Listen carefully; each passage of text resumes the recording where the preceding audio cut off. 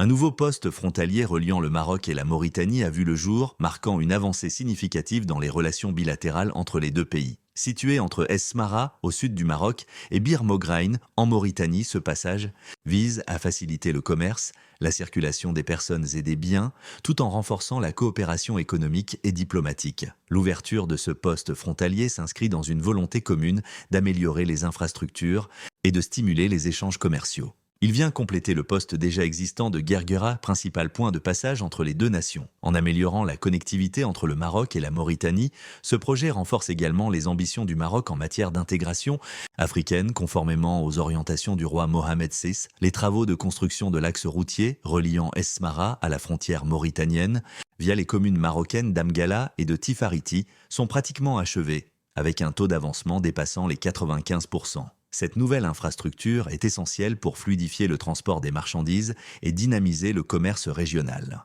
Elle est particulièrement attendue par les opérateurs économiques des deux côtés de la frontière qui y voient une opportunité d'accroître leurs échanges. Ce projet ne se limite pas à des considérations économiques. Il revêt également un caractère géostratégique. En effet, le Maroc et la Mauritanie entretiennent des relations historiques. Et ce nouveau passage contribue à renforcer leur partenariat dans divers domaines, notamment en matière de sécurité, de lutte contre la contrebande et de coopération douanière. Par ailleurs, l'ouverture de ce passage frontalier s'inscrit dans un plan plus large mis en œuvre par la Mauritanie, qui a récemment annoncé la création de 82 nouveaux postes frontaliers pour améliorer sa connectivité avec ses voisins.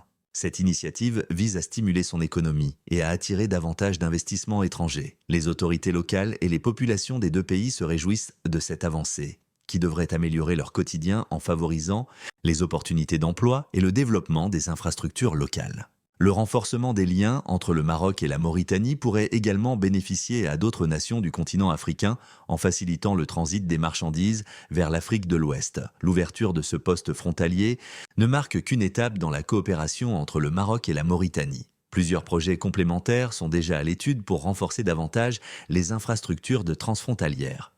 Parmi eux, la modernisation et l'élargissement des routes menant à ce nouveau passage, ainsi que l'installation de plateformes logistiques pour faciliter le stockage et la distribution des marchandises. D'un point de vue sécuritaire, les deux pays ont également convenu de renforcer la surveillance de cette nouvelle voie de passage afin de prévenir les trafics illicites et d'assurer un flux fluide et sécurisé des personnes et des biens. Cette coopération accrue s'inscrit dans une dynamique plus large de stabilisation et de développement régional. Enfin, les observateurs internationaux soulignent que ce nouveau passage pourrait jouer un rôle crucial dans l'accélération des échanges commerciaux intra-africains. Il s'inscrit dans le cadre des ambitions de la zone de libre-échange continentale africaine, ZLECAf, qui vise à dynamiser les flux commerciaux entre les pays du continent.